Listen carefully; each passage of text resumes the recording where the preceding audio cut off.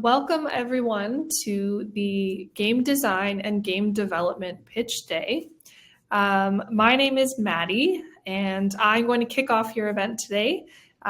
We are welcoming the September 2024 cohort graduates. Can you go to the next slide, please? So, like I said, my name is Maddie. I'm the Partnership Development Manager at CircuitStream. My role primarily is to build relationships with industry partners, bring in event guests, and things like that. Ultimately, my goal is to get our job seekers in our career program closer to jobs to help them build their professional networks and ideally get them hired. I've brought several esteemed guests in today from several gaming companies across the country. And today is ultimately about networking, connecting, chatting, and watching our recent graduates pitch their capstone games. So a few things before we begin. Next slide. The event today will be approximately 2 hours. Even though only our partners and presenters can go up on stage to speak, everyone who's here in the attendance today in the audience is encouraged to participate in the chat. So feel free to ask questions, give comments, encouragement, feedback. There's a chat function there as well. If you want to also ask specific questions to people's capstones at any point in time, there is a feature for questions. So you can go to the questions tab, go ahead and submit any questions you want at any time, and we'll try to get those answered. Throughout the pitches, we will be playing some embedded YouTube videos. These will be played at full volume on our end, but be prepared to adjust your own computer volume as needed. And then lastly, a reminder to our guest speakers and presenters, please make use of the moderator chat for internal communications and the general chat for anything else. Lastly, for the folks of you who are pitching today, I'm going to be very strict on time. So keep an eye on the chat because I'll be sending your time reminders in there. So let's go ahead and get started. Can everyone please go to the everyone chat and say where you are joining from today? I'm here from Calgary, Montreal, awesome. A lot of Calgary, oh gosh. Montreal, Nanaimo, nice. Waterloo, Sunny Coast, Vancouver, awesome. All over the place, mostly Toronto, BC, and Calgary, and Montreal. Minneapolis, nice. Awesome. So we are here from all over, which is awesome. There's lots of interesting pockets of the gaming industry in all of these places. So it'll be interesting to see what everyone brings to the table today. In terms of our schedule, obviously I'll be kicking off the event today. After that, I will introduce all of the guest speakers. They'll give a brief introduction of who they are, what they do. Then we will introduce the capstone and jump into pitches. After each individual pitch, there will be a quick Q&A with the guest speakers. And once all the Q&As are done, we can do a wrap up and answer any final questions you may have. Go ahead to the next slide.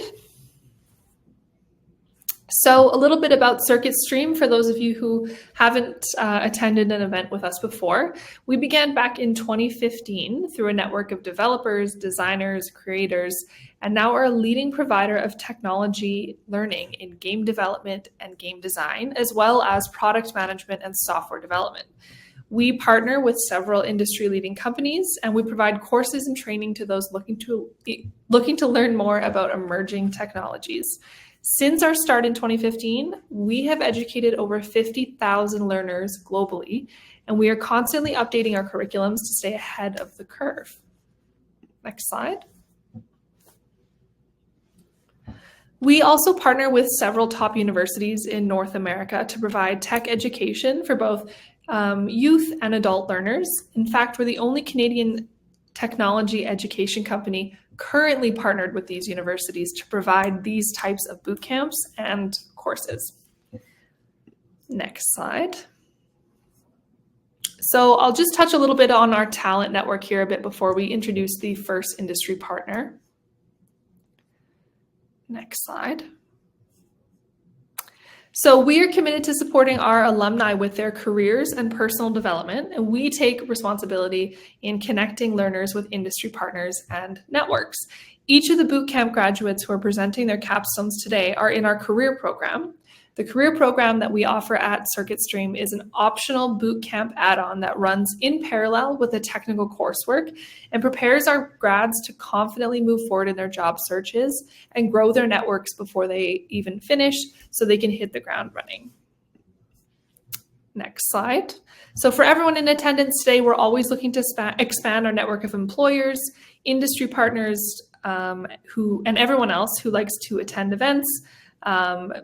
Come see us for talent opportunities, keep up to date on what the new graduates are doing, and more. So if you're interested in learning more or joining or participating in an event, my email is up on the slide there, so you can please reach out to me. I'll also put my LinkedIn in the chat a little bit later so that you guys can connect if you'd like. All right, so all of our guest speakers are currently up on stage. I'm just gonna double check. And everyone is here. Awesome. So next slide, Karin. Great. I will go ahead and introduce all of the industry partners. So when I call your name, if you could please give us a little bit of a background and briefly in your career, how you've gotten here so far, what you do, and anything else you'd like to share. Next slide, Karin. We can go ahead and start with Lily. Hi, my name is Lily. I am a senior UI UX designer in the gaming industry. I've had the privilege of working on a variety of different projects and platforms. I've worked on educational games. I've worked on like mobile games at Amazon Games. I'm currently at a VR game design studio doing UX design there. My passion is for creating experiences that are not only accessible to everyone, but also are really fun and charming. I love that part of my job. So I'm really looking forward to seeing everyone's pitch today, and hopefully I can offer some insightful industry advice along the way. Awesome. Thank you so much, Lily. We're happy to have you here. Next up, Bruno. Thank you for joining us, Bruno. Hello. Hi, sorry to be a little late. Good. I'm a level designer, and I've worked as a game designer as well. I'm from Brazil, so I've done my bachelor degree here. Then I moved to Calgary to pursue my post-graduation in advanced game development, where I learned more about VR, Unreal, and other things that I didn't have access here, just because it's been like 10 years since I joined my first graduation. So I learned that I had to connect with people. Like, it's very important, guys. Trust us. And yeah, I have my own studio. It's based in Calgary. Me and 5 other friends are making a video game, and it's based on a cultural thing from Brazil. So maybe I can explain that later, but I'm happy to give different, oh my God. Yeah, a different Perspective? view. Yes, perspective. Thank you. Awesome. Cool. Well, thank you so much, Bruno. We're excited to have you and all of your expertise in both design and development, which is really cool. We can chat a little bit more about you opening your own game studio, because that's really interesting. And a lot of our grads do that as well. So thank you. Let's go ahead and move on to Sean. Welcome, Sean. Hi, everyone. How's it going? Sorry, I got a flu, so you'll have to bear with me a little bit here. So I started as a novice game designer in the late 1980s, writing code in BASIC and making ASCII graphics. Among my various educations, recently I've received a formal education in game design with a focus on something called neurogamification, which includes a system of behavioral conditioning to create retentive and rewarding gameplays. My specialty also has elements of user experience design, including conveyance and heuristics, which is a fancy way of saying show, don't tell. So usually these are things that are really relevant when you're an indie game business trying to compete against AAA. I've collaborated with lead developers behind World of Warcraft, Age of Empires, Titan Quest, which is the original inspiration behind games like Path of Exile.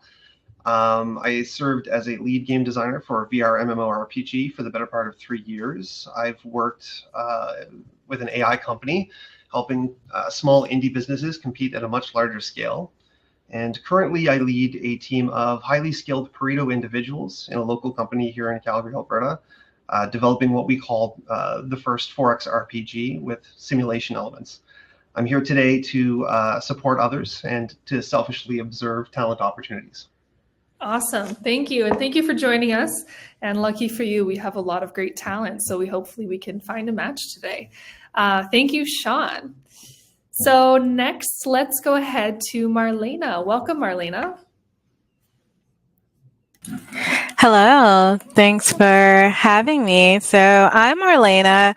A lot of people know me in the metaverse as Bossleo.io, a VR content creator and influencer in it, if you say, or also the business bestie. A lot of nicknames in the metaverse. But I like to say I come from a non-traditional, traditional background where I went to college for IT entrepreneurship, did my 4 years, got into the student loan debt, worked in corporate for 8 years as a IT project manager.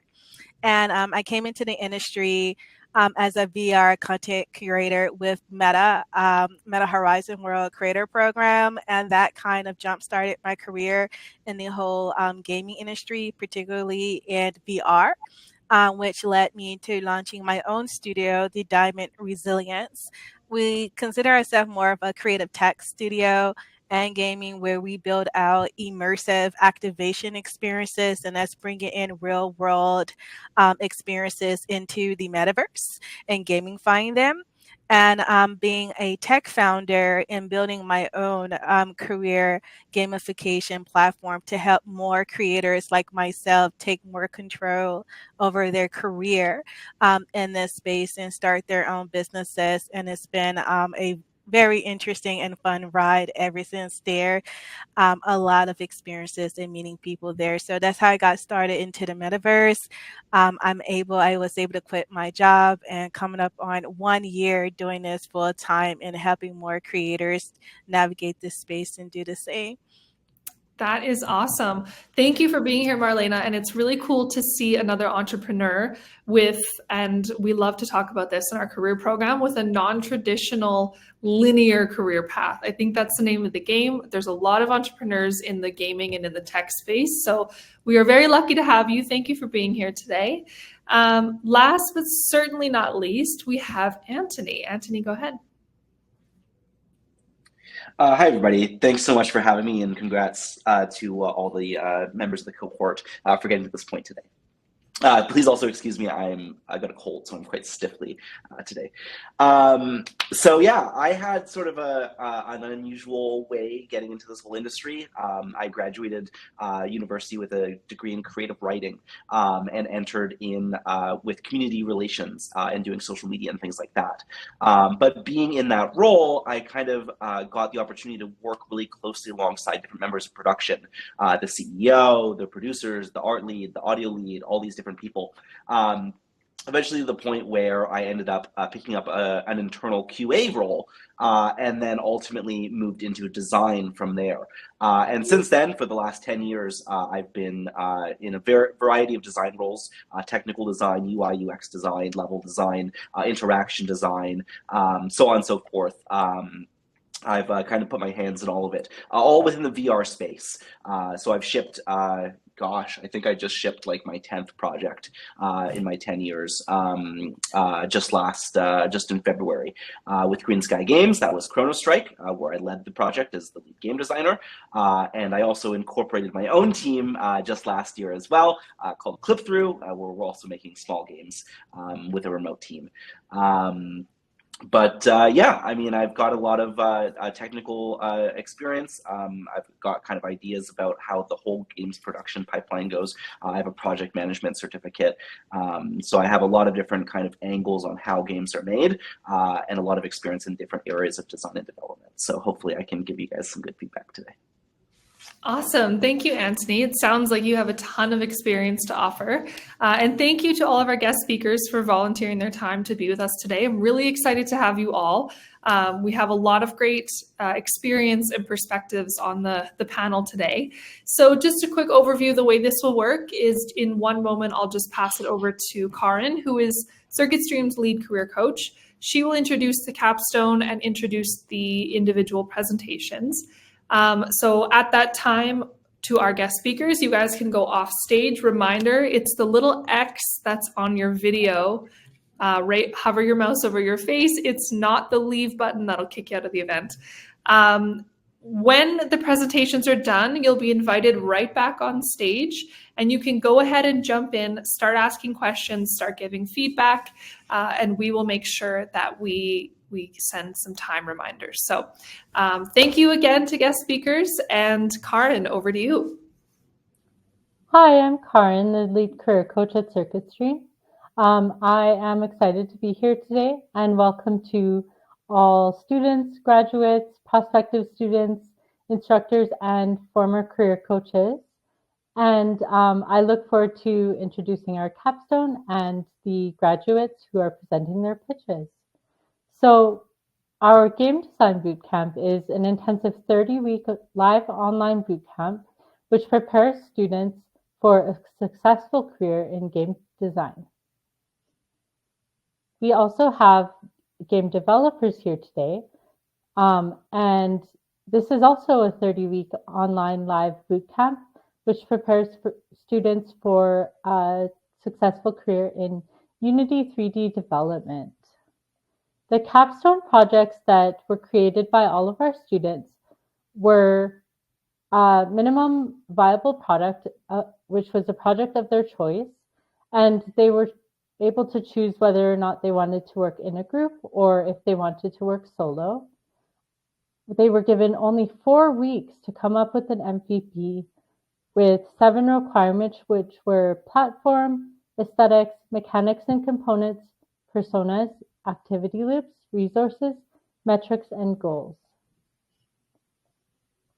All right, so I'm going to talk to you a little bit about the schedule, and then we'll get started with the pitches.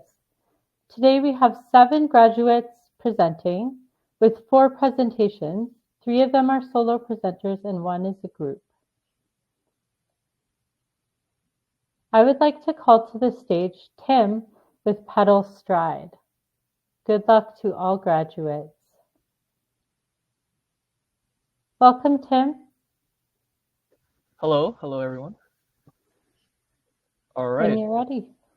All right, so hello everyone. My name is Timothy Chan, and today I'm here to pitch to you my capstone project, Pedal Stride. Next slide, please. All right, so here's a little about myself. I graduated from the University of Toronto, majoring in computer science and cognitive science. I joined CircuitStream to learn about game design, as it's been a long-time interest of mine to become a game designer, and I'm here today to share with you my capstone project and hopefully gain some industry connections. Next slide, please. So my passion for game design is shaped by 2 games that have deeply influenced me, Super Smash Bros. And Celeste. Smash Bros. Reflects my love for building communities through friendly competition, as I've organized international tournaments that bring players together from around the world. Celeste, on the other hand, speaks to my fascination with self-improvement, skill mastery, and thoughtful level design. These values form the foundation of who I am as a designer. Next slide. So here's a brief overview of my game. Pedal Stride is a 2D precision platformer inspired by games such as Celeste and Hollow Knight. The core mechanics are built around momentum and fluid traversal. Next slide.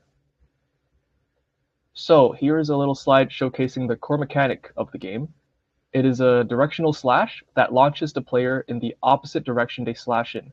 So what this means is if the player slashes left, as you can see, the player slashes towards a little bounce orb, the blue object here.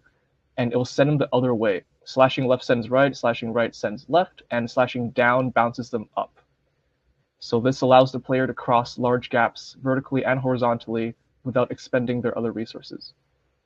Next slide.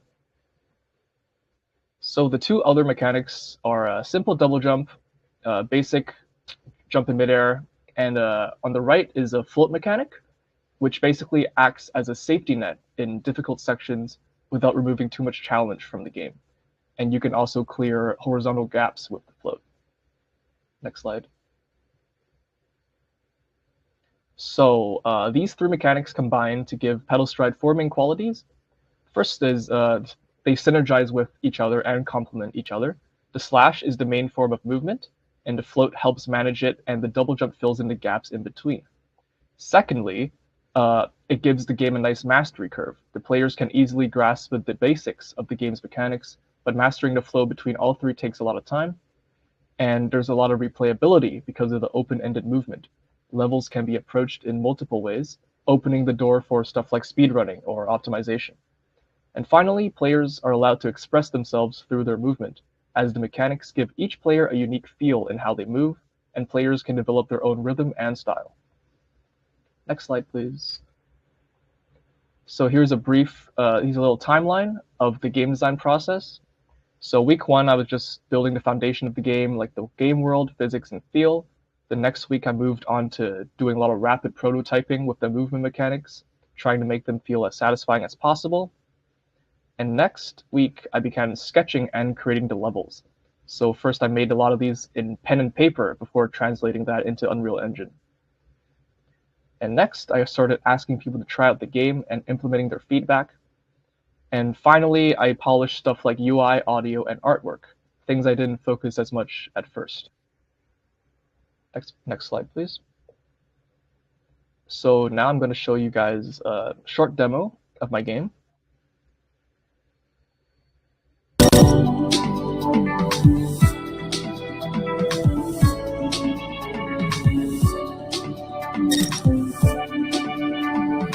A lot of platforming challenges, combining the movement mechanics I talked about earlier. Here you chain slashes together into floats, into more slashes to get across the obstacles.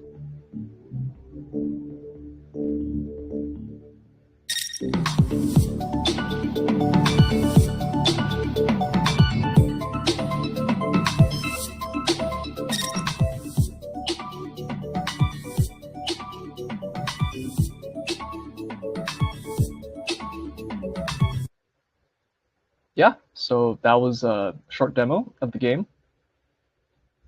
Next slide. So, and here are my takeaways from this capstone project and what I learned. Next slide, please.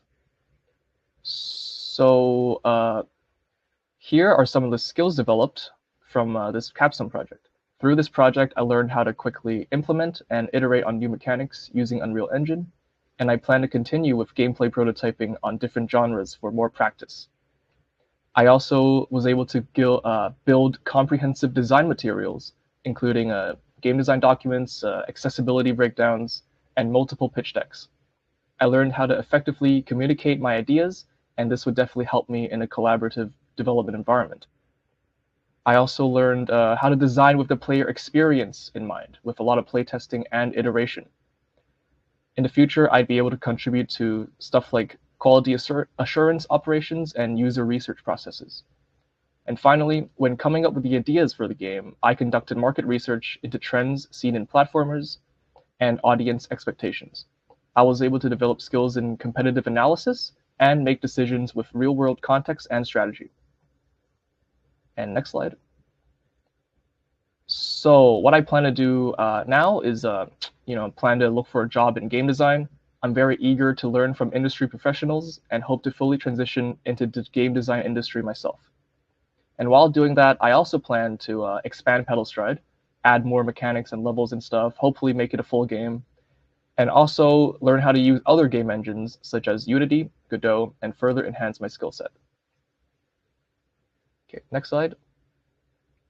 So yeah, that's the end of my presentation. Here's the QR code on my LinkedIn, my socials, my email. It's a bit blurred at the top, but that's my portfolio. And yeah, so the game is also available to like try out if you guys want on itch.io. And I'll probably send a link in the chat later. But yeah, that's the end of my presentation. Thank you. All right, good work, Timothy. I'm going to call to the stage all partners now, and we'll have 7 minutes of questions for Tim.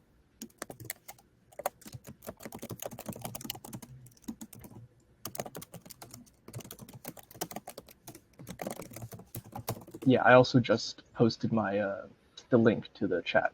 So, yeah. All right. All right, whoever has a question first can just jump in.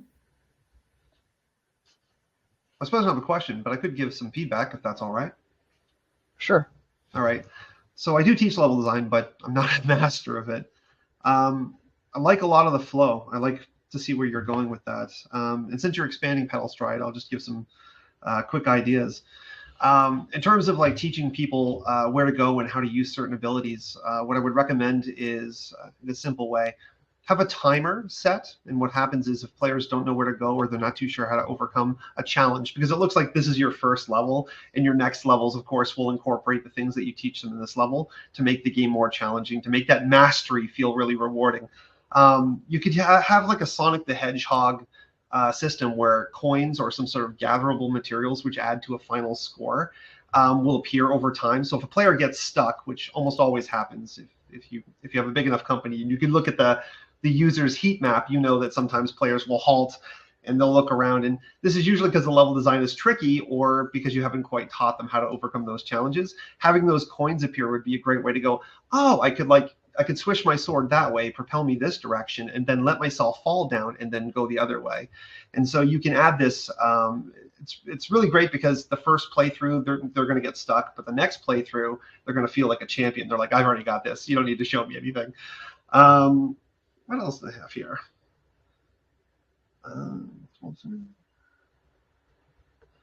When you amp up your level design, you could also do multiple tracks. So the idea here is that when you're showing a person going through a level design, you can use the background information or information they can't quite get to let them know that there's a treasure or a loot opportunity or something over there that they want to get to, but they can't quite figure it out. So when you offer a fork in your game design, they can take the simple path to get to the end, or they can take the challenging path, which they might not do the first time, but once they get better at your game, they might do it later on. So there are a lot of interesting things. They're called bounces, where you go from one end of the level, but you decide to go back, to get some other thing that you couldn't see before. Or one way, it's the idea that the level design cuts off and you're forcing players in really stressful situations that they wouldn't expect. This breaks up the user experience flow, where their excitement starts to plummet after a while, right? You force them into a tight situation where now they have to rush through something that they weren't expecting just to get that heartbeat going and to keep that excitement flow going. And then you hit the end, you give them the rewards and time to load the next level. So I just wanted to showcase some of those ideas just for the purpose of letting you know that I think there's a lot of great structure there, and there's a lot of cool opportunities, including other tools like grappling hooks or anything else, really just to add a little more spice to it. It's great stuff. All right, thank you, Sean. I took notes of all of that. Very helpful information. Thank you. I can jump in here. Oh, is someone else? I was going to talk about level design just because we were on topic, but are you as well talking about levels or? No, I'll be talking about something separate. Okay. Yeah, no, I agree with Sean. And one thing I would like to ask is, so you mentioned you made your level using pen and paper. So I was going to ask, what did you use to maintain scale? Because it can be hard to transition. Oh, I did a lot of like I would put letters to indicate what type of jump or what type of distance of jump or move you would use to cross a certain gap. So for example, if a gap required like a double jump, I'd put like 2. and I put like arrow sign indicating where the player is meant to go during that. Okay. Yeah. Okay. Yeah. One thing that I would recommend that I learned is that figure out what works for you, like digitally, to making this as much as a clear document as possible. Like you can read that way, and it's a simple level. It's just your game, but maybe when you have to talk to the artists and then talk to programmers, and you're just making the level, and they have to figure out what you like you wanted to tell them. I think it's good that you make like like a digital version of this where everything is respecting a scale that everyone can understand. And there's a legend there where um like it can be colorful, it can be by numbers, but I think it's a suggestion for next steps, right? When you're planning for your next level. Thank you. Sure. I did actually try to like put it in a digital thing first. I did try to use Figma first, Okay. but I due to time constraints, I just did since it was a solo project anyway, I just did a pen and paper to save time. But I definitely see the point. Thank you. Yeah. All right. Personally, I use Adobe Illustrator, and then I just use a grid, and then just like you said, I can use like one square means one unit, like one jump. So yeah, that's what I use. But we can talk more about that later if you like. No worries. Yeah, Just don't want sure. to take your time. I can also recommend Miro for the same purposes. Great digital tool for level design blockout. Great presentation, Timothy. Great work. I'm a huge fan of both Hollow Knight and Celeste and those type of precision platformers, and I really liked your kind of concrete example of like, this is the genre I'm trying to hit. I'm trying to hit a precision platformer. It's really, really clear what you're trying to build, which I thought was really great. It was also nice to see that playtesting was a part of your production pipeline. I'm not sure if that's something that we're going to see from all the students, but it's always really great to get playtesting early and often. And I had two questions for you. The first was, what was your biggest takeaway from that kind of playtesting phase? Like, what did you learn from playtesters? And I'm also curious, what trends did you discover when looking at platformers during your market research as well? So for playtesting, the biggest trend I found was accessibility was definitely an issue. I couldn't really exactly find the types of like hardcore precision platforming fans that I probably would intend to market this game towards. Like, it was a bunch of casual friends. Like, I was trying to find as many people as possible, right? So they would have a lot of trouble with the difficulty of the levels. So I implemented a lot of changes, like more lenient checkpoint systems, more scalable difficulty progression, and also learned like in the future I would probably implement some form of assist mode, like in Celeste for other for more accessibility options. And for the other question, it was the market trends question. Yeah. So I found that there were a lot more Metroidvanias out in the market. I think in 2024 there was like 100 something new Metroidvanias on Steam alone. So I did decide to go towards the precision platformer end instead of the Metroidvania aspect, which is something I did consider at the start when making this game. So yeah, basically Metroidvanias are oversaturated, and there's not enough of precision platformers. Is the main takeaway I found from that market research. Yeah. Cool. Thanks for your answers, Timothy. One last thing I'll just mention as well is I like the mechanics that you used. They were smart. The double jump, the float, I think was really smart as well. And I liked the innovation sort of the reverse directional jump. One thing I'd put forward to you is just thinking about more ways to like come up with unconventional movements like that. Obviously, we see double jumps everywhere. I feel like that reverse slash was really, really interesting. And I was thinking about Animal Well. You shoot out a little bubble and you jump on the bubble. I think stuff like that is really, really compelling, and you can find different ways to expand on your level design and your gameplay modes with those types of features. Okay, thank you. All right. Thank you so much for the great questions and feedback, partners. And great job, Timothy. I would like to call to the stage now Ryan. And partners, you can go off the stage until Ryan has done his presentation.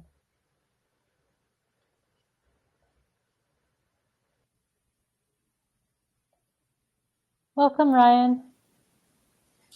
Hi everyone, my name is Ryan McCormack, and today I'm excited to share with you my game Out of the Woods. Next slide. Before I get into the game, I want to tell you a little bit about myself. I've always been passionate about video games, not just playing them, but really analyzing them. I love like diving into the details, comparing different mechanics, stories, and design choices across genres. Open world RPGs are a particular favorite of mine. I find there's really something special about being in a massive world with a grand narrative and still finding those small, meaningful moments, like a hidden side quest, a random encounter, or just a subtle piece of world building. That kind of layered experience is exactly what draws me to game development. Next slide, please. My biggest inspiration to pursue this as a career came after watching the Making God of War documentary by Sony Santa Monica called Raising Kratos. Just seeing all the effort and emotion that went into building that game, and then watching the director break down in tears reading the positive reviews on launch day, it really hit me. It gave me, that feeling of creating something that resonates with people is something I just can't wait to be a part of. Now onto my game Out of the Woods. Next slide, please.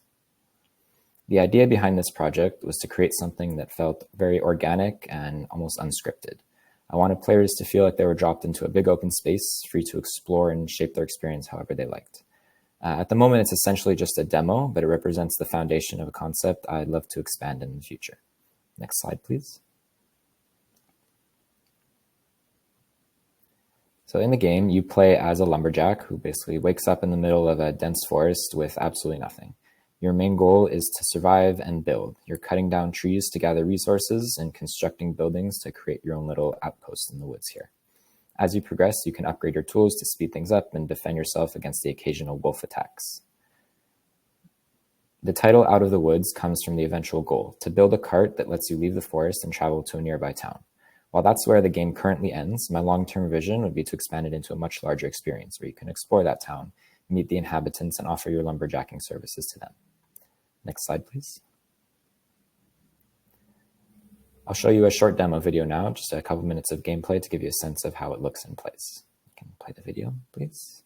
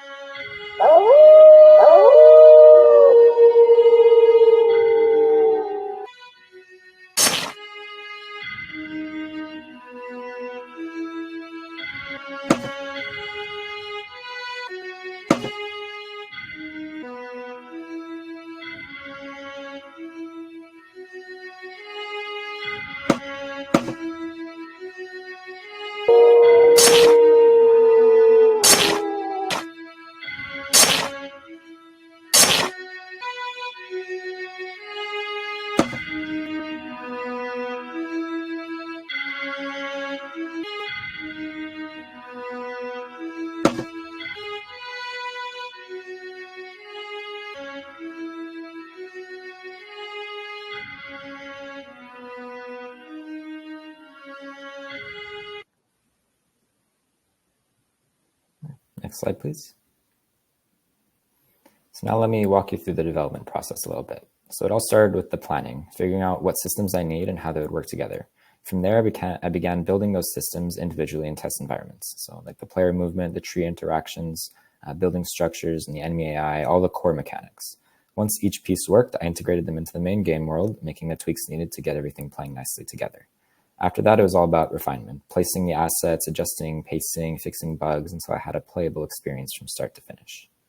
Next step, please. Next slide, please. Throughout the project, I learned a lot, some of it the hard way. One major realization was that I'm definitely not an artist. The visuals in my head of what I wanted the game to look like were far beyond what I could produce, and things like animations and the visual polish gave me a real challenge.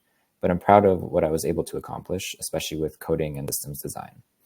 One feature I'm particularly happy with is the building mechanic. When you interact with a construction marker, it checks whether you have the necessary materials, but also checks whether there's a tree in the way of the building, and it won't let you build until it's cleared. Plus, I set it up so that certain structures can only be built in a specific order, which adds a bit more structure to player progression. Next slide, please. So there's still a few features I want to add. For example, I've created a few tutorials tips already that pop up to guide new players. They just didn't make it into this build due to time constraints. I'm also thinking long-term about replayability, things like having the trees grow back over time, adding more things to spend your resources on, and introducing new weapon types to give players more options and variety. Next slide, please. To wrap it up, Out of Woods is a starting point. It's a small slice of a much bigger idea, and I'm excited to keep developing it and learning along the way. Thanks so much for listening, and I hope you enjoyed the presentation.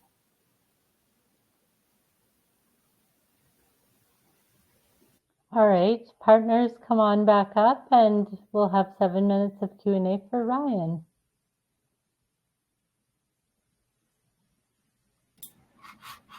I have a question. I love that pitch. I thought that was really great. I'm also a big fan of like this kind of crafting, farming, cozy style gaming. And I know you mentioned that next steps would be things like creating a tutorial. And I wanted to know what your thoughts were about kind of entering that tutorial phase. Because the thing about open-ended games like this, and I've played many of them before where I love the open-endedness. That's what I like about the game.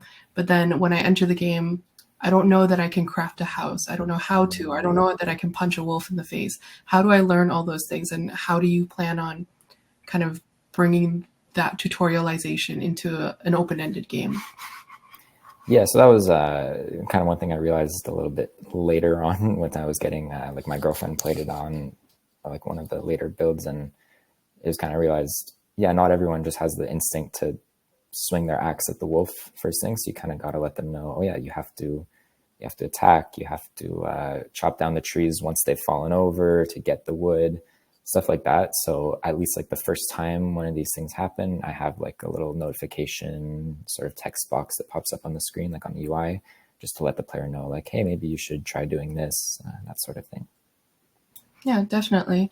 And I guess one piece of advice I would have for that is that whatever information you give the players initially, that like you need 3 logs to build a cabin or whatever, also present that information to the player later on, like they can access that later on.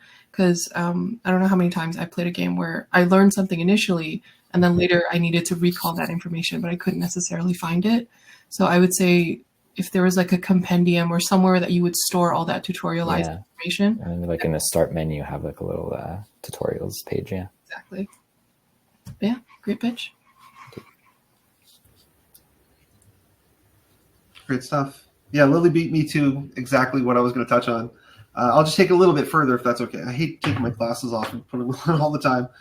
I love open world RPGs as well. I think that most of them, the one thing that you probably won't face, but something you should be aware of if you love them as well, is this difficulty creep. So if you play a game like 7 Days to Die, finding like food that you can scrap and finding materials that you can use is very difficult. But once you get to the end of the game, it's so easy, right, that it's pointless. And the same thing is true with a lot of other systems like combat and so forth. So whenever you're building, just personal advice, whenever building an open world game, keep in mind that the game has to get a little bit more complicated or a little more tricky, even though you're letting the player feel like they're accomplishing a lot. Like, oh, I've built this really great base. You know, I can handle a horde of 5 zombies, but now they're coming at me with 7 and stuff like that. Let me see here. Oh, hollows. So I would get away from text altogether. Text is the bane of my existence when it comes to building like heuristics and conveyance into like game design. So here's the cool part. You've actually already designed the tool you need. So if you're going to build a fence, walk up to an area, have the fence placed, make it completely transparent, but make it holographic, right? And then put like a move a hammer down, like there's an action. And then on your user interface, if there's a build option, have it glow. So once you enter proximity of an invisible fence line where you can build a fence, right? The game is basically saying, oh, if I hit this button, my options open up and the fence icon is lit up. So I have enough to build the fence. You could even solve Lily's problem by putting 7 of 4 logs, in the corner to let the player know they have enough materials to actually build the fence. And you can do this with pretty much anything, really, because you've already built the models. It works fine. I hate personally doing the art stuff as well. So, you can actually keep it really simple. If you're going to show proof of concept, don't invest a lot of time in art. Do the thing that you're good at and the thing that you love, and just block it out. Just use placeholder art or anything else in between. Once you show that that it's really fun and interesting, and that you can gather stuff and make stuff, people love that in open world. That's the bread and butter of what people want to do. They want to convert something or nothing into something that reflects them. And yeah, I think that's everything. So that's awesome. Yeah, I liked it. Thank you. Good stuff. Yeah, great pitch, Ryan. I think it's always really interesting to see people try to take like an ambitious idea like this, to have a small timeline and a small team and to try to build something quite big. You've got enemy AI, you've got building mechanics, you've got additional interactions, you've got the whole game flow itself. Obviously, you put in art and audio, so it's a lot of work to get that stuff done. So great job getting to where you were. One thing that I thought was interesting was your comment at the beginning talking about really liking the small details in the large scope. And a lot of times that gets lost, right? When you talk about prioritizing, production costs into creating a larger game, you don't always have the resources to be like, hey, we're going to invest time and money into making this thing that not a lot of players are going to see. And so you got to kind of find the right areas to do that. And one of those areas that I noticed in your pitch video that you put a small detail in was this sort of camera interaction when you were chopping the tree. The camera kind of shifted back and forth with the swing, which I thought was really interesting. And so my question to you is, what other areas maybe that we didn't see in that demo, or maybe that you were thinking of that didn't quite implement? What other kind of small details were you thinking about being able to introduce into this project? So actually the camera thing was unintentional, but it worked. I actually did really like it. It was kind of just something that happened with the camera and the animation. To be honest, I didn't really get much chance to work on small stuff like that. I don't really have a great answer. It was more just working to get like the something that works. I didn't, didn't really put much small stuff into it.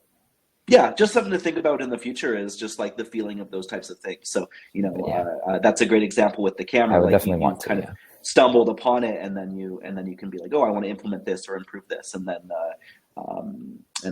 other areas that might come across would just be something interesting to think about as you keep building that out. Yeah, I'll chime in here.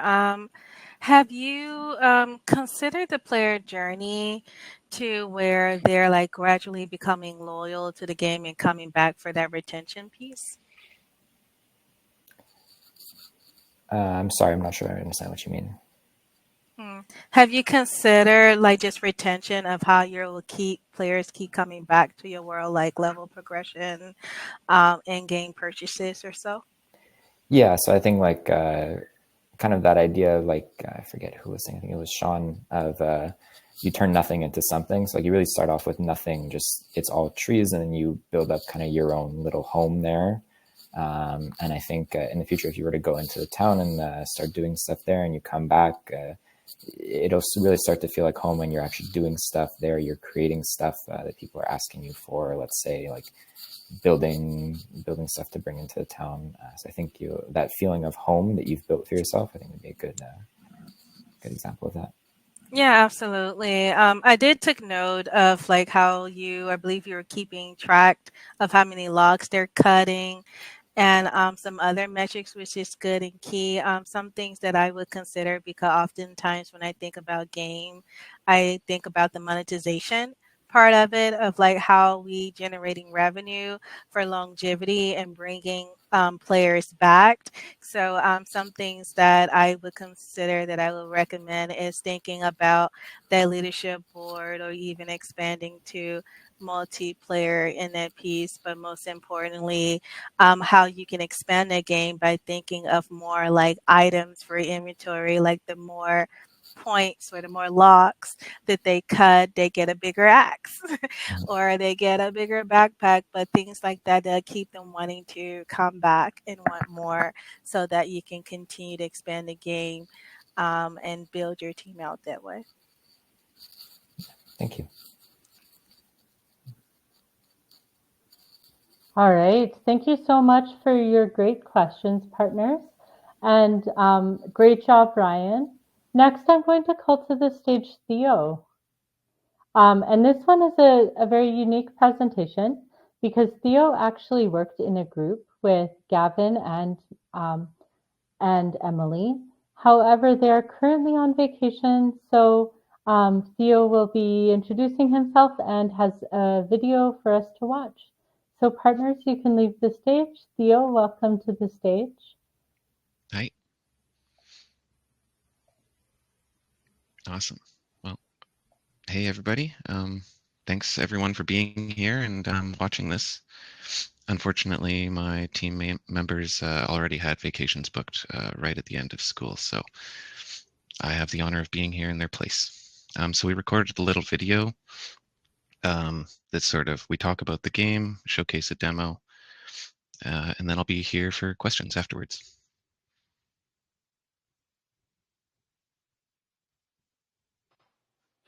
Welcome and thank you for joining us today as we're excited to introduce to you Picture Perfect, a calm photography sim rooted in exploration, creativity, and a love for the natural world.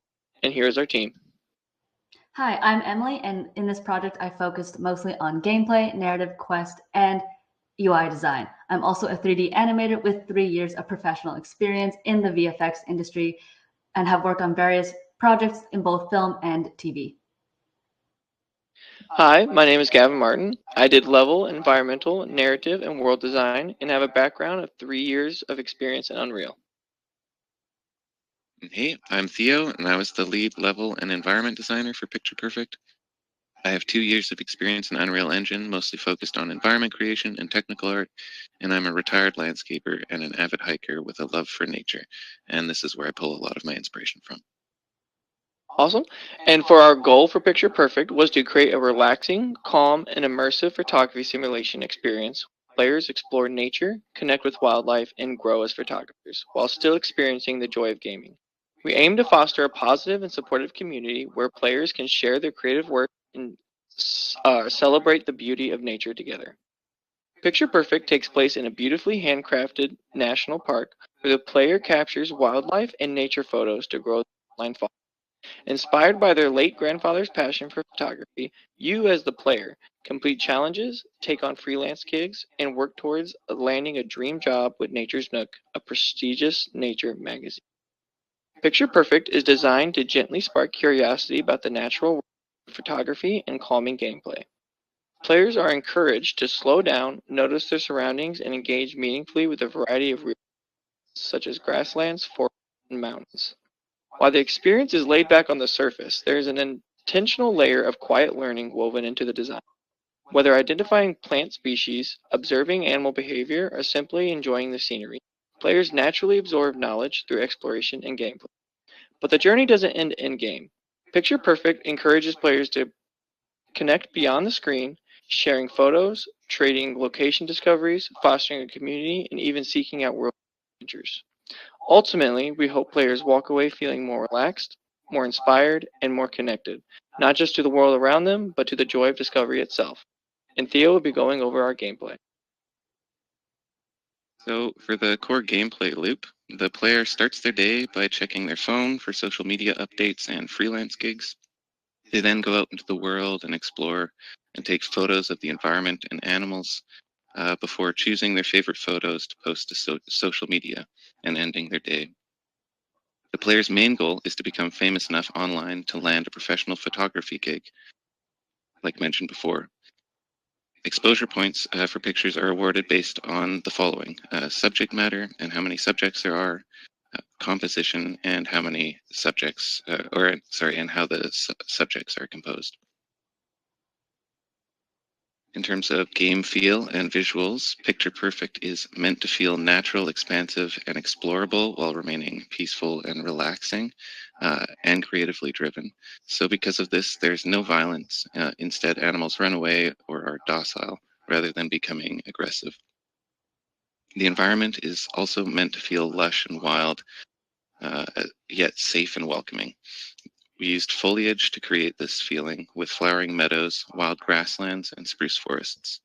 While the foliage does provide some sense of calm and safety, much of the rest is provided by the human-made paths and signs that guide the player on their journey. The main goal of the level design was to inspire awe and wonder in the player, making them want to explore every last corner of the map. To make the world feel expansive, we used verticality, large cliffs, and massive background mountains to box in large open areas. This creates an interesting landscape that is both explorable vertically as well as horizontally. This verticality also makes players feel quite small in a vast forested mountain valley, lending to this feeling of an expansive world. I dealt with a few challenges building this landscape or working on this landscape, and one of them was optimizing and implementing the landscape itself and the foliage actors. A lot of the trouble was with source tree and pushing large files. But after reading a bunch of code and diving through a bunch of forums, I discovered the key was to resize our textures that were 8K for no good reason at all. Another issue I had was with static meshes not appearing, and then after they did appear, when I got that to work, there was no collision on them.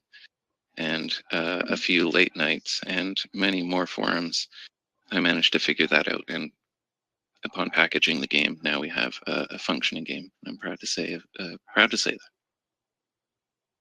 And I'll pass it off to Gavin for his challenges during level creation. Awesome, thank you. And my biggest challenge for the level design was adjusting the level design to accommodate for the gigs and designing the map around pillars and to stick to those core pillars, which our core pillars are relaxation, exploration, and photography. And I'll be passing it on to Emily to go over our core mechanics. So in terms of gameplay, our game is quite simple, but that doesn't mean we don't have a lot of mechanics and systems working in tandem to create an engaging and immersive player experience. So the main, given that it's a photography simulation, the main mechanic is the ability to take photos. So we have an in-game camera and players can enter photo mode to take pictures like you saw in the video. At the bottom of it, once you take a picture, at the bottom of the screen, an image of what the player has captured will appear temporarily, and later on they will also be able to see those photos in the photo album app. Another mechanic which is essential to gameplay is the wilderness system, specifically the animals. All animals are NPCs with an AI roaming system that allows them to roam the map, and depending on the animal you capture, the player will be awarded a certain amount of exposure points. In game, the players will also have a smartphone, in which they can access several different apps, as mentioned before: the freelance app, the store app, the email app, etc. They will also be able to change the in-game settings through the settings app on their phone. Unfortunately, we couldn't get the photo album app nor the Nature Go app working at the moment, but we hope to work on that with future iterations. There's a day-night cycle. Essentially, players can only play between sunrise and sunset. And at the end of the cycle, once the sun has set, players will be prompted to return to the cabin to end their day. They may also choose to end their day whenever they please by returning to the cabin and starting that command. As mentioned before, we have an exposure level system that players can earn points based on various factors like taking pictures of animals, completing freelance gigs, taking pictures of photo locations, etc. Posting photos on the Nature Go app also will award players points. That should be noted. And briefly, there are 6 different levels of progression. The first level is level 0, which is a tutorial, essentially, a tutorial level. and different store items and certain features are locked until the player reaches specific levels. So if you go to the next page, you will see that there is a level progression that essentially once you reach 10,000 points, that is the end of the game, and players will receive the freelance gig of Nature's Nook magazine cover shoot. Personally, my biggest challenge was getting all the blueprints to work in tandem with one another. For example, connecting the camera and the phone blueprint system together proved to be tricky, yet a fun challenge. Essentially, the specific gameplay actions trigger the correct, getting the specific, and now I will pass it off to Gavin for the timeline. Awesome, thank you. In the early stages of our timeline, it involved conceptualization and creating our G, which bled into our UI iterations and our gameplay systems.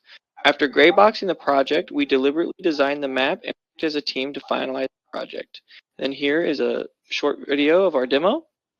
So as our demo plays, I will talk about the market trends. Since COVID-19, cozy games have exploded on the market. In 2024, 374 games were released, and that's less than 2% of Steam's marketplace were cozy games, but that's still double what it was in 2023. 2.7% of those games were first-person shooter games.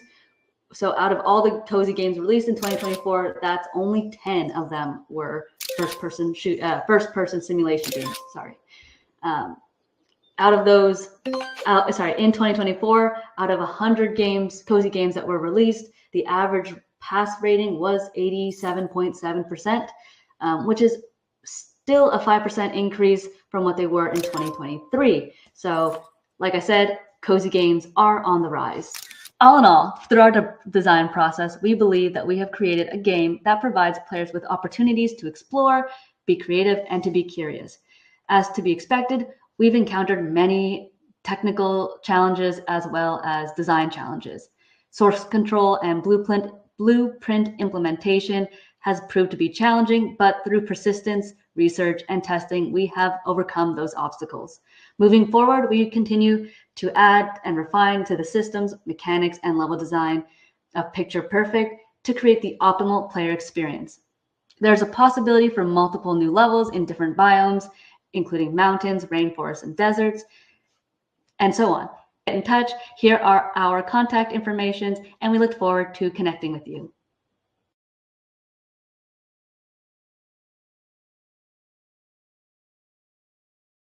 Awesome. Thanks everybody for watching that. I apologize for a bit of the rough audio there. All right, great job, Theo. Thanks for taking one for the team. And I will call all of the partners back up on stage, and we'll have some Q&A for Theo on behalf of his group.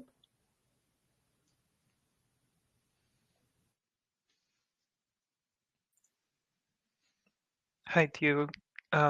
Thank you for being here, and I really love your idea and how you presented the game, and I love so many aspects of it, really, and one of them is being contemplative, being like not putting pressure in the player, and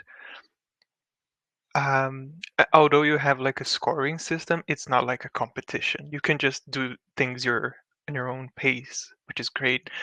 And I have to mention that I love that you have the controls, how to play diegetically in the game. It's brilliant. And I may have missed something, but did you say you were going to like have a tutorial or something, like teaching photography? Oh my God, photography principles, like rules of thirds and all of that. I think that can be very interesting. Yeah, totally. And that was one of the things that we really wanted to implement in this, is sort of like an education aspect to the game. We didn't get that far in the development, or at least making this prototype, but through future iterations, because we do kind of want to keep chugging away with this. And turning it into something that is more educational, where you can learn exactly like the rule of thirds and how to take photos and composition. And also like learn about the environment that you're taking photos of too is something that we'd like to have. Yeah, information about the plants and the animals and all of that. All right. Yeah, that's very, very interesting. Very good. And I mean, I could hear in my head all the sounds of birds and insects in the river and etc. Are you planning on having like going somewhere to record those sounds, for example? Like you said, you like hiking, or maybe that can Mm-hmm. be a good idea.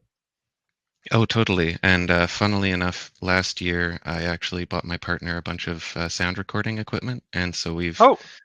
And then as soon as I started this course, I was like, oh, you know, maybe let's go for some hikes and take some, record some sounds and get some unique audio for our games. Yes, I think that would be very unique. I loved it. Thank you for the presentation. Thanks, Bruno.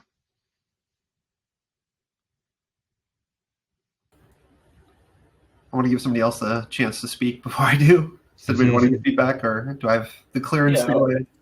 I'll jump in real quick here. Sure. I think this is a really cool project. I really thought the environment and the level design that you guys came up with to like find nice spots for the player to frame shots was really, really clear. You know, you walk down the trail, there's the waterfall, it's framed gorgeous. You know, you're on the edge of the cliff and you see out over the whole vista and it looks perfect, right? I thought the actual design there of the environment was really, really strong. I do think that the simulation definition of the game is very brings a lot of weight to it, right? And so I saw that you had the exposure mechanic as one thing, and I'm curious, you know, how far that was really going to go. And it sounds like maybe there's some ideas there in terms of where that simulation nature might come up. Like, do you have to start working with shutter speed? You know, do you have to start? You know, do you have to choose if you're going to use a tripod or not? Like, you know, what are those types of questions for the player? And then I liked the diegetic phone UI. And this idea that the community is within the game, and you know, people share their photos, and you can see that. I think all of that stuff is super, super smart. I was just curious. One, you know, what else were you going to do to uplift the nature of it being a simulation? And then also, I was curious if you looked at other comparables. I think of something like Umurangi Generation, the photography game, and I'm curious if you looked at games like that to work on maybe your scoring systems or things like that. Totally. So in terms of games that we were looking at, one of the big inspirations actually was Pokemon Snap, just for its sort of like laid back, casual, but kind of exploring and hunting for these photo opportunities. Also, other similar games, there's this one that just came out called Lush Foils Photography Simulation, and it was in just before release when we started our game. And that looks amazing. So that was like, okay, so that brought like the simulation sort of aspects in a bit for us. But then in terms of allowing that to grow more, that we have a store app, so you can purchase different cameras, you can get different lenses, all sorts of different gear, including different hiking gear, so you can go into different locations in the game, like go up in the mountains, or you know, get some water boots and go sloshing around in a pond. So yeah, we wanted to make it so it's like anything that you could do in real life when you're out hiking about, and all the things that you'd have accessible to you if you had the money to buy all these tools and camera stuff. We wanted to sort of give that to the player. Sounds awesome. Thanks, Theo. Great presentation. Thanks, Anthony. Theo, we have a question in the chat from Darius. Oh, yes. He's actually a former student. He says, amazing presentation for the day-night cycle. What was the design decision for only implementing sunrise to sunset? So we wanted to keep this, we wanted to sort of keep the player space somewhat controlled and constrained. So we didn't want to let them continue taking photos into the night, because that would add a whole new aspect to gameplay. suddenly it would bring up the question of, are there things you have to watch out for? Are there wolves? Or, so we wanted to keep relaxation at the key, or sorry, at the like center stage there. So we decided to just keep it sunrise to sunset, and then it sort of prompts you to go back to your cabin, end your day like any person normally should when they're out in the woods. And then that allows you to sort of continue through the gameplay loop of posting your photos and getting future gigs. Thank you for that. Yeah, right on. Yeah, thanks. I'll be honest, I felt Pokemon Snap right away. Yeah. The N64 version, not the new one, although I do like the new one as well. Yeah, it was pretty great. I think that I love the everybody hit on the diegetic stuff. Keeping an immersive element to all of your gameplay, I think will probably be a key thing. The fewer pop-ups, the fewer reading, the lesser reading, I should say, will be your absolute best friend, and because immersion is going to be your best friend. That being said, I want to point out that in some of your level design, one recommendation I would make would be to consider the use of paths. Right now, this goes against what most people would want to do, but let me explain why. If you control the paths, making the paths the only place in the mass and void of your level design where the players can go, you can actually increase the total quality of any particular landmark opportunity or line of sight. And this means that you can sort of like Pokemon Snap, which is on rails, don't do that, where you can have certain events come together where just the clearing of the trees is just perfect so that you can see the moon or a meteor shower. Again, you guys don't want to do a day or night, but maybe the flora only appear, certain flora and fauna only appear during certain elements. And then that line of sight works perfectly because maybe you have an achievement where capture the blue petals in bloom just before sunset. That sort of thing is what really makes a very static level far more replayable. And it's really great for a smaller team because you just want to reuse that, you want to narrow the scope, but reuse as much content as possible at all times. Player engagement. So one thing Snap does, I wouldn't go that far, but you could put out lures, right? Maybe put some fresh flowers out to see if you can get bees, various other things. And this gives the player something to buy on his phone for his next expedition. Maybe you limit the player time because they've got like a water pack on their back, and as the water goes down, they have to like wrap it up and go home. But that could be something you upgrade throughout the day, food, water. Somebody already hit on cameras and such. So I'm very excited. I think it's really cool. There's so many cool ways and relatively inexpensive ways to create more replayability. And the best part is, like Sims or various other games, you can build this game and then just add a day and night cycle later on as like something they can buy a little bit extra. Add in cool monsters, add in stellar constellations or various impressive sky things that people can take pictures of, and you can reward them by getting pictures of them, but only through the use of your terrain and landmarks, which would be really great. Anyway, great stuff. I just wanted to say it's really cool. Thanks, Sean. Thank you. I appreciate that. And I mean, perhaps the video didn't show it very well, but I actually did add a bunch of paths all over the map because of that exact thing that you're talking about. It was sort of near the end, and I kept thinking, like, how on earth do I get people to go to these locations that I've made? But also, yeah, so adding paths definitely helped, but also adding this verticality, because we wanted to also sort of like control the player's movement a little bit, while still giving them that like option.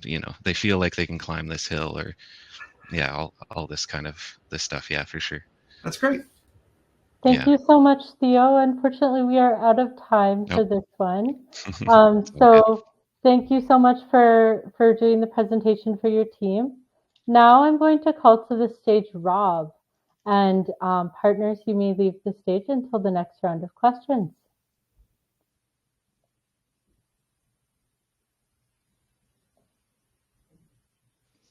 Welcome, Rob. Hello. Hello. Can you hear me? Yes, Hi. we can. Hi. So I'm Rob, and I'm from the Game Dev Bootcamp, and I've been a full stack web developer for 15 years and a team lead for 5, and I'm transitioning to game dev. I've got a long time passion for playing and developing games. I'm a gamer by heart.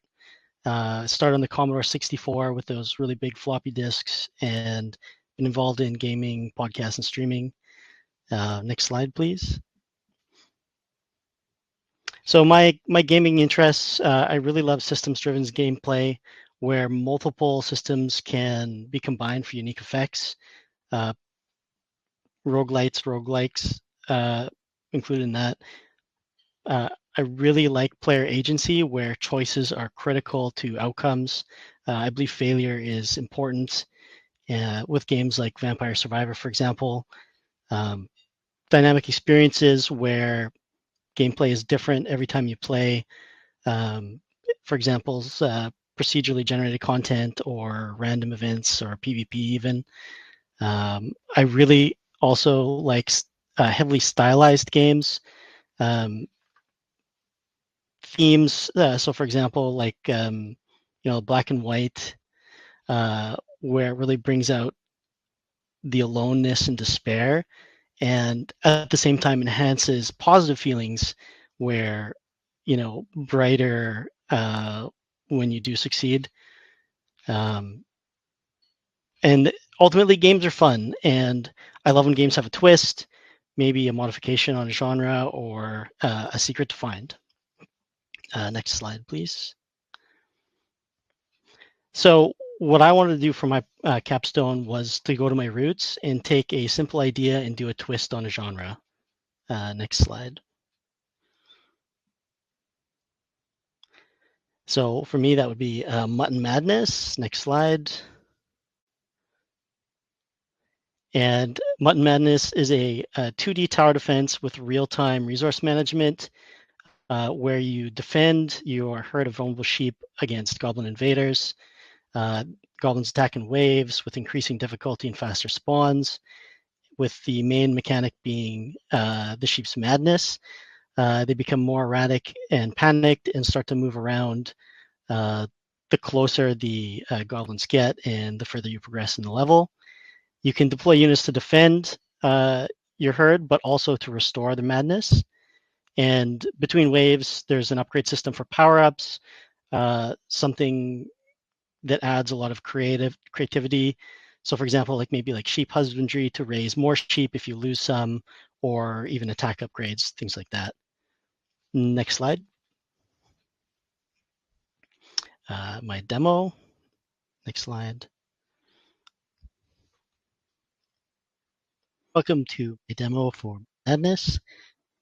We begin here at the end of wave 3, just about to start wave 4. As you can see, Sheep's Madness is still pretty good at 83%. Set up some basic defenses with 2 horses and 2 knights. This wave.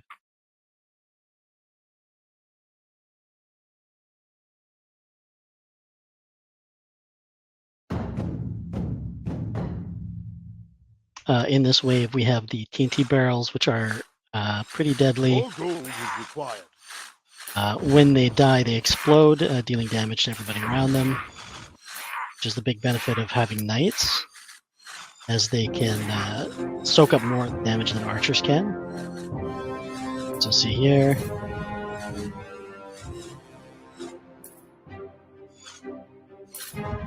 Also gone below one of the thresholds. The sheep are getting nervous now.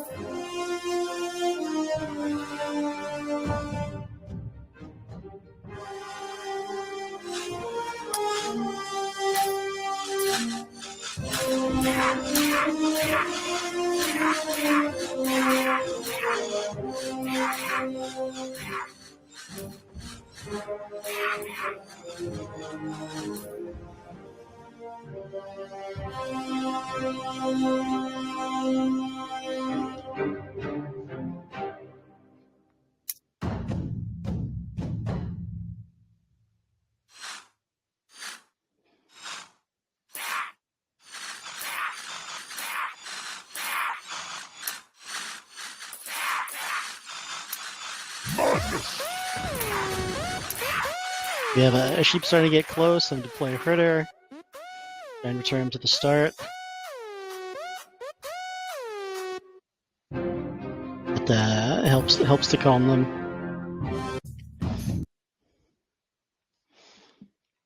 I didn't realize how long that was. Okay, on to the takeaways. Next slide, please. So there was quite a few skills learned to make this. I used Unity, and using animations and sprites and blend trees was challenging. We touched on it briefly in our course, but actually having to implement it and have things work smoothly. I probably shouldn't have spent so much time on this, but once I started to get it working, it became addicting. Unity AI, I was using state design patterns, which actually helped with the animations as well. And then user interface, it was a bit of a struggle, but once I started to learn to use layout groups, it made it incredibly easy and much more manageable. And then just basically getting the chance to adapt and practice our class material. Next slide. And so next steps, iterate on the demo, add levels. I would love to publish it. Continue to try and push the the non-tower defense feature of the sheep and the real-time management, I think would be great. And then for professional goals, I'm seeking roles in game dev, Unity dev, or design. And I'm open to employment, freelance work, and collaborations, and would love to eventually transition into the game industry. Next slide. And thank you all for coming to the presentation. All right, great job there, Rob. I'm going to call to the stage all partners for another round of Q&A.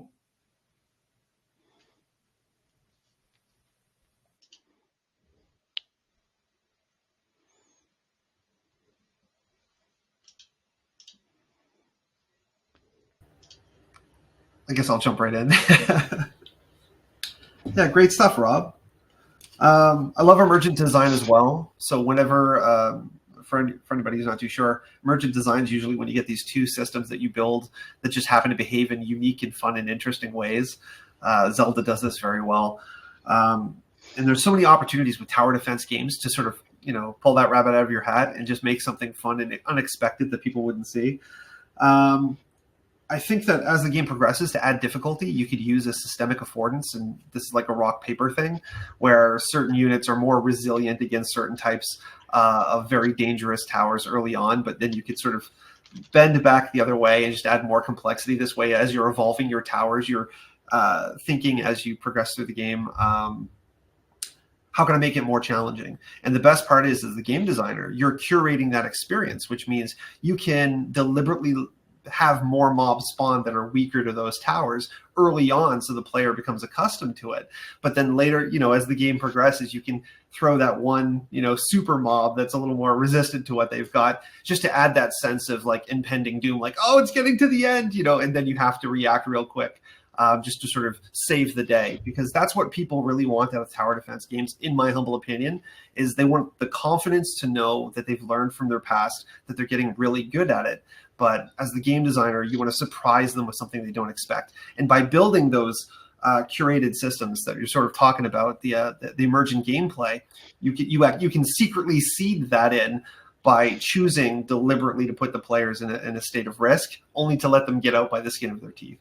So I love tower defense, love systems related design, all around pretty great concept. There's so many ways you could play with that, just good stuff. That's a really good point. I did struggle with balance a bit, because early on it was you want to win, but you want to win barely, and it was too like binary. You'd either win big or lose big. So. And yeah, so like that's, you build in a system deliberately to track the user experience. How successful is the player? If the player is having too much success, build that system, that emergent system, to be more complicated or to surprise the player. And if you're sitting there with a spreadsheet, you can actually calculate exactly how much damage is going out and how much damage is going in. The likelihood of you can calculate how many towers are going down, and thus the potential damage per second, as the unit gets towards the end. And you can play with those numbers in a way to do really cool things, like maybe a power up drops on the screen, sort of like zombie, the zombie game where they walk towards you.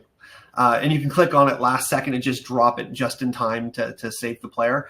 But you can also punish players. You can let players lose, and that's something I think a lot of games they lose sight of. You know, you want players to win by the skin of their teeth, but if they're playing badly, let them lose, right? Let them learn, and they'll come back. And as they succeed next time, the success will be all the sweeter. So it's great stuff. I definitely used spreadsheets when making this. So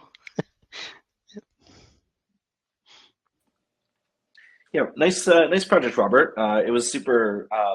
Looked exactly like what we'd expect from a tower defense game, and it played super clearly, and all of that stuff was really like on the nose. I felt like I think you had a really strong grasp of the type of game you were trying to make and the genre you're trying to hit, and that was all super clear. What was a little bit less clear to me was maybe exactly what that twist with the sheep was. I think I was partially confused a bit by the UI. The madness was a percentage that was like going down over time. Rather than like say like building up like something like in Darkest Dungeon where madness goes up over time and then reaches 100% and then you go crazy or whatever.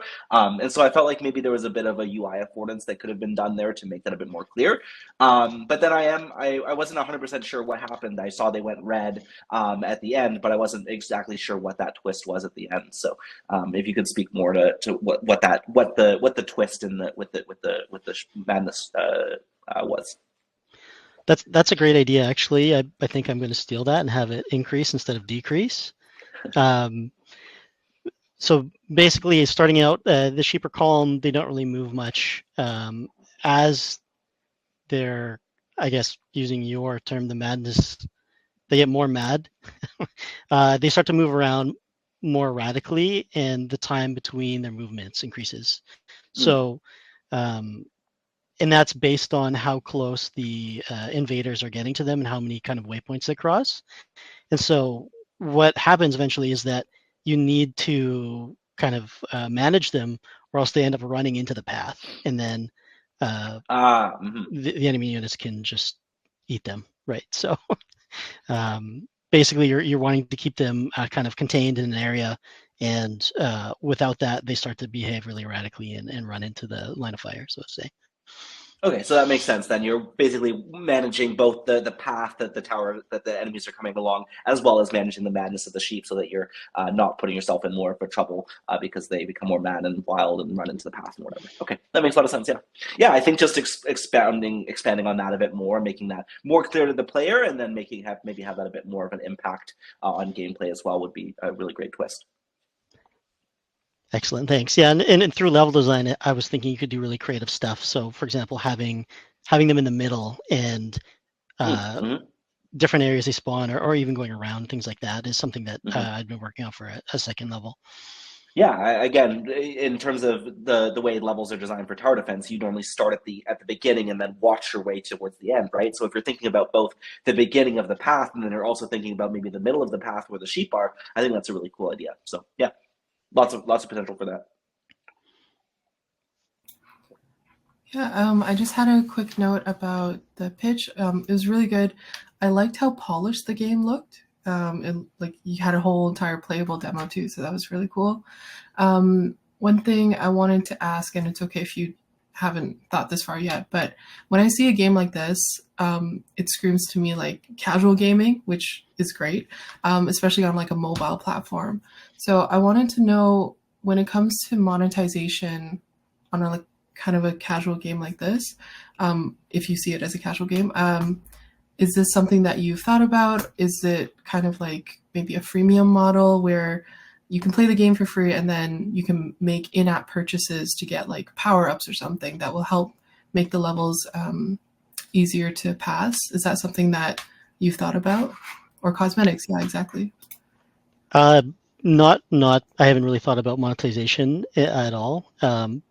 As for like the casual style, I like games that are like simple to play, difficult to master. So that's kind of the direction I would want to take it in. But something like skins, I think, would be a great idea. Yeah. Yeah. Okay, cool. Thank you. All right, we have time left for, we have 0 minutes left for questions. So thank you so much, Rob. Great job on your presentation. And now, partners, you may leave the stage. I'm going to call to the stage Alex, who is our final graduate presenter for.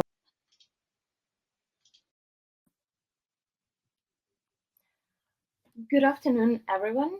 I'm very glad to have an opportunity to be here today, and I would like to present my game, Breaking the Hole. Next slide, please.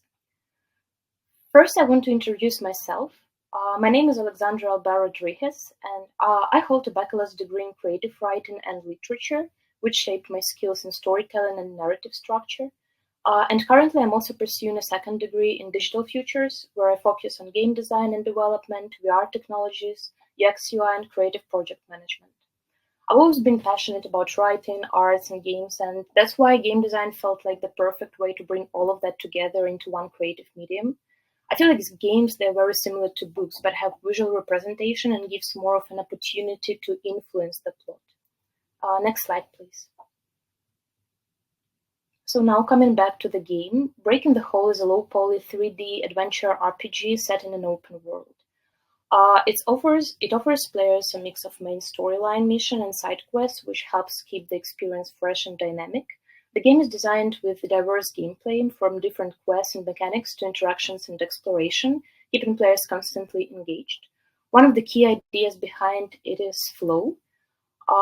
Players stay immersed without getting bored or overwhelmed, thanks to the balance between combat, story, and exploration. Next slide, please.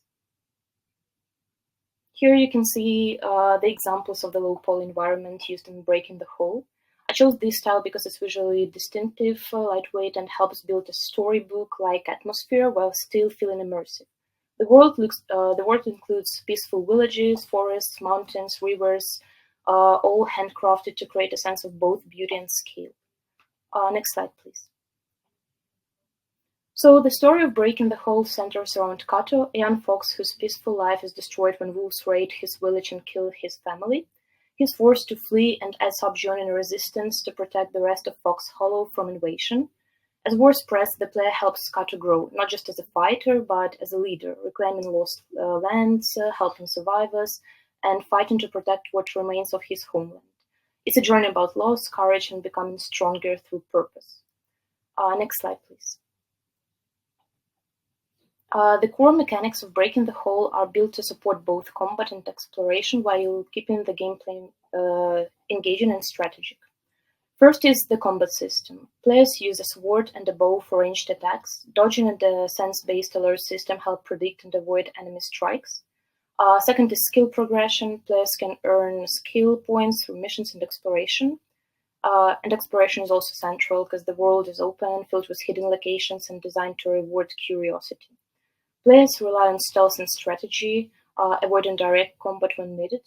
There is a lot of NPC interaction and resource management, tracking arrows, health, skill points, which adds a layer of survival decision making. Next slide, please. Here you can see the GIFs with demonstrations of the mechanics mentioned previously. So, same skill progression, combat system, exploration, stealth and strategy, NPC interaction, and resource management. Next slide, please.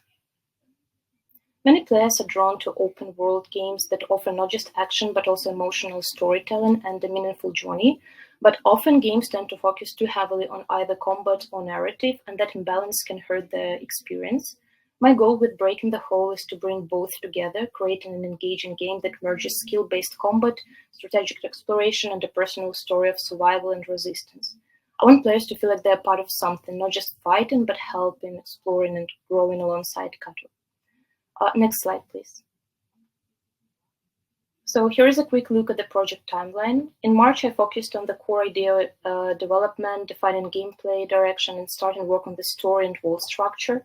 In April, I moved to prototyping with the help of Unreal Engine 5 and Blender, building basic combat, character movement, interactions, trying to build some of the models.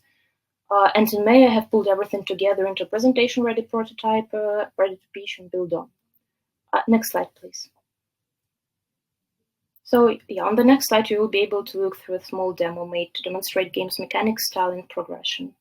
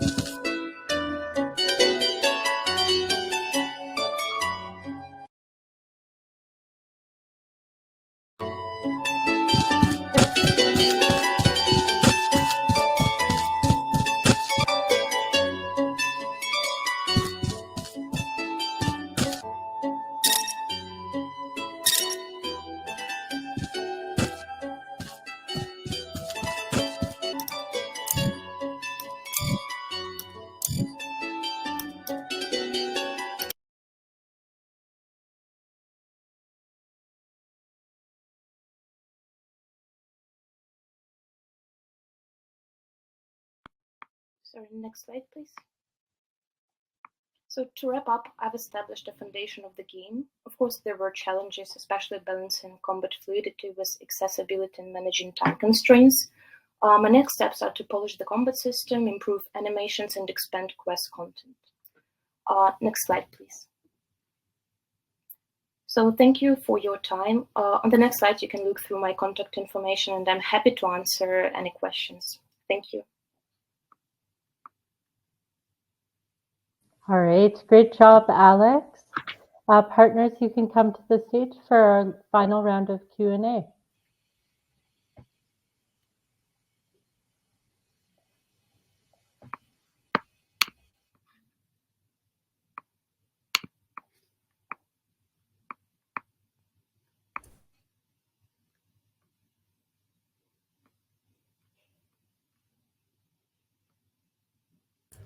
I guess I'll go first and get out of the way.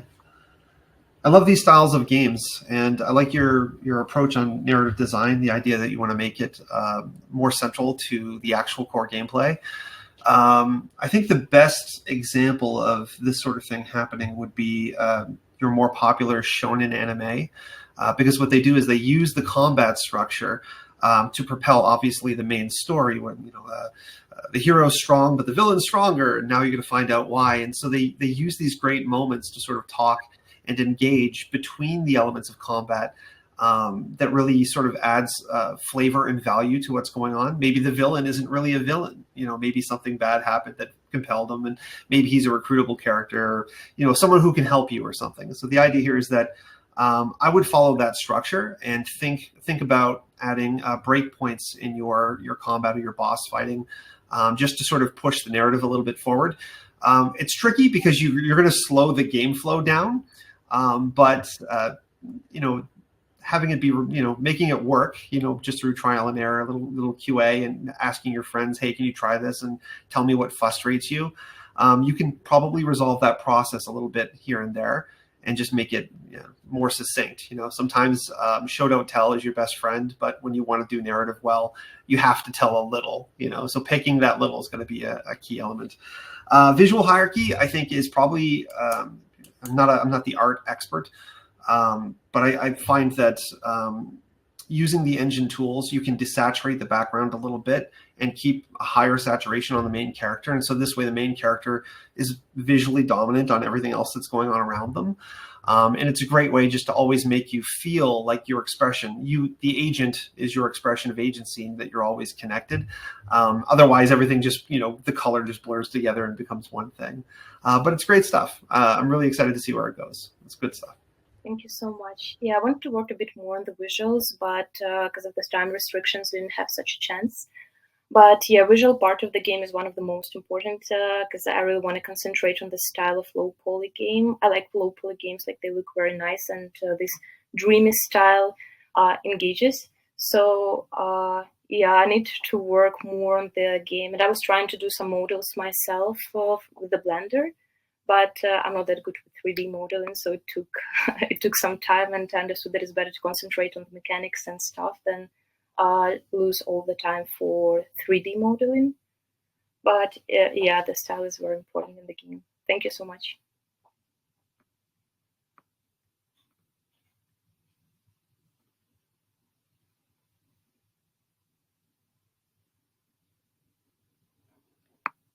Any other questions remaining?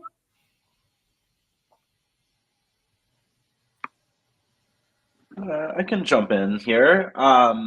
Nice presentation. I thought the visual style was really, really striking, and I think that low poly look that you said you really connect with, I think it was clear why you connect with it. I think it looked really nice from that perspective. Coming from a creative writing background as well, and also transitioning into development and design, I know that can be really challenging to still try and leverage and bring to the forefront the narrative focus of these types of projects. One piece of feedback I just want to give on the pitch specifically is that because of that emphasis on the narrative and the text, I felt like there wasn't as much visual interest. You did have, your videos and your GIFs and stuff, but it wasn't always clear what I was looking at. When we had there was one page where there was like 6 GIFs or whatever on the one page, but I wasn't necessarily sure what each GIF was trying to show me. So just maybe slowing that down or spreading those out across more pages so that you can kind of see that over more time. There was a lot of pages of the presentation that were just text, which makes it harder for someone to follow, especially like an investor that's looking for something that's really, really quick and snappy and visually intriguing. As for like a question, I am really curious how that was balancing your time. I saw that you spent basically your first month working on the concept and the world and the story and things like that. How did you balance your time? Did you feel like that time spent at the beginning working on the story and the narrative really benefited how you moved into the next month working on gameplay and mechanics? Or do you feel like those were kind of 2 separate exercises that were both important but maybe didn't bleed into each other as much as you expected? I'm curious how that was for you. So that definitely helped me to understand the game itself and how it's going to look like in the future better, because I had a chance to think more properly about what I want to see in specific parts of the game, well, how I want the narrative move, how I want the game to look like generally, and all the like interactions, combos, and exploration, how it has to work. So it gave me a very clear and fine understanding of what I want to do in the end. But in the first months, I also a bit of overrated myself probably, or just like didn't think about the time constraints. So I started working on the things which were not that important in the end, but I spent some time on them, meaning 3D modeling. Yeah, I thought that I would have more of a chance to do some of the figures. Like I wanted to do the main character myself, but unfortunately it didn't work out. So yeah, I decided to, in the April, concentrate specifically on the mechanics and all the UIs systems, and ended up with what you saw just like a few minutes ago. But yeah, the first months definitely helped me to just shape the game in the head. Cool, thank you. Yeah, great job. Thank you. Hi, so one thing I would like to say is that I also think that visually the game is very, very good looking, and not only the low poly, but all the 2D art that you have. I don't remember if you mentioned if you did it yourself, but it's beautiful. And then if you want to keep progressing, I think you already have more than enough visually to support the game, and then just maybe keep building more levels and writing more characters, because the main character is working with, I mean, you can refine some animations, that's fine, because it's the main character, right? But I wouldn't go trying to make it like more visual content. I would go expanding what you already have, if that makes sense. I think it could be very valuable because you have a solid foundation for building. If you want like different, sorry, but if you like to go for more of a narrative game, you can have that. If at any point you like to focus more on combat, you can have that. Like it's very, you didn't commit to anything, so it's good. I think everything is good, and I agree with the feedback on the gifts. So one thing I've learned the hard way is that gifts sometimes they just don't want to play while you're presenting. So the video works better in my experience. I've had like just a frozen screen sometimes while speaking, and it was very nerve-wracking. But yeah, if you can spread those out, or maybe just put, yeah, no, I think spreading them out would be better. But then I just need to know what they're doing. Like I think the character had two different attacks, but then I couldn't see, like maybe one was the sneak attack and the other was a regular attack. But yeah, I I would change that. But other than that, I think it was a good presentation. Yeah. Thank you so much. Thank you. Yeah, on the next welcome. step, we're planning to do more of quests in the game, because right now I made it just like a demo version where you can see how the character gets a task, do it, get the skill points, and finish that. But that is just like a demonstration part. Inside the story, obviously, there are much more of quests waiting for the main character. And yeah, that would be nice to continue working on them and just like implement inside the game. Good. All right. Great job, Alex. Thank you so much to our partners for your awesome questions. Now I'm going to call to the stage all graduates as well as presenters or partners. Please stay on stage as well. And everyone, please join me in congratulating our graduates. Audience, you can jump in the chat and support our graduates who have now completed their programs and their pitch day. So congratulations, everyone. Now is also a really great opportunity if any of our students who have presented want to share their LinkedIns with potential guest speakers or vice versa. You guys can go ahead and do that. If you'd like to connect offline, now is a great opportunity for that as well. Could I give one piece of general feedback? Absolutely, yeah, please do. All right, so the big thing is you always want to be practicing presenting. If you're in the shower, you've got 2 minutes and you're thinking about some other game, you could just pretend that it's your game and just start presenting. 2 rules that I have, and this works mostly on myself, is 1, always be passionate, but restrain the passion, which means attitudes are contagious, so you want to make yours worth catching. So have that passion, just underline everything that you do, and you got to practice it. And the second part is succinctness. Sometimes you've got a complex system and you're trying to explain things as difficultly as possible. Type something out, keep it in bullet point form, and just practice doing those bullets over and over.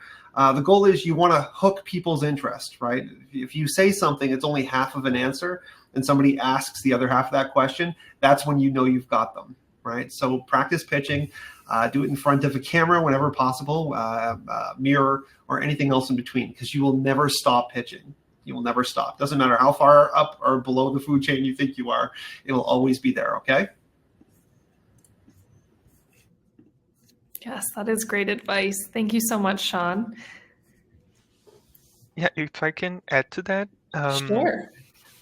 One thing is, in my opinion, it's very important to really practice whenever you can by yourself, but to other people as well, even if it's just your partner.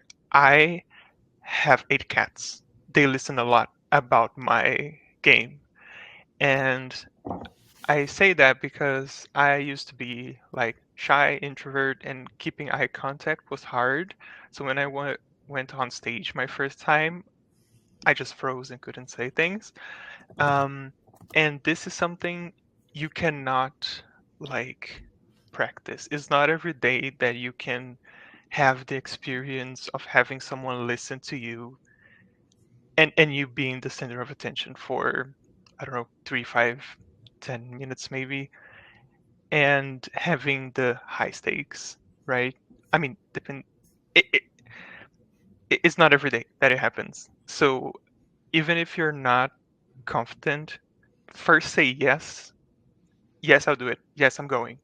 Then you can worry about, oh my God, I'm nervous, or oh my God, I don't know if I can do it. But you already said yes. And I did that to myself 3 times. I'm very grateful for it. I think it's one of the reasons I'm here. So yeah, keep doing what you're doing. Keep pursuing what you are passionate about, because I think it's what makes this industry great is that you can be yourself and still find place to connect with people. It's amazing. Awesome. Thank you so much, Bruno. And thank you to all of our guest speakers for joining us today, students and folks in the attendance. I know that it's a big ask to carve out 2 hours of your workday. So thank you so much. I really appreciate you volunteering your time to be here with us today. Karin, you can go to the next slide. One last thing for everyone in attendance today. Thank you to all of our guest speakers, like I said. For those of you who are not yet partners or who wish to get involved in our events, we have a ton of opportunities. You can become a hiring partner, speaking at events, all kinds of different things. So my email is up on there. Please feel free to save that. Send any questions you have my way. And that is all, folks. Thank you all for your time. Students, congratulations. And we will see you all very soon. Thanks, guys. Great job, everybody. Congratulations. And thanks, Maddie and Karin, for putting this together. Yeah, of course. Thank you for joining us. Congratulations, everyone. Thank you so much, everybody.